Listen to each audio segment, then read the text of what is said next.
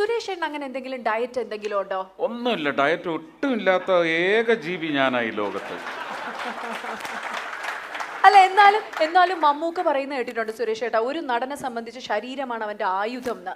അപ്പൊ സുരേഷ് ഏട്ടൻ ഈ ബോഡി എന്തെങ്കിലും ഫിറ്റ്നസ് ഫ്രീക്ക് പോലെ? ഭക്ഷണത്തിന്റെ കാര്യം പറയുമ്പോൾ മമ്മൂക്ക എന്ന് പറയുന്ന മനുഷ്യന്റെ പേര് ഇവിടെ ഉച്ചരിക്കരുത്, പോളണ്ടിന്റെ പേര് ഇവിടെ ഉച്ചരിക്കരുത്.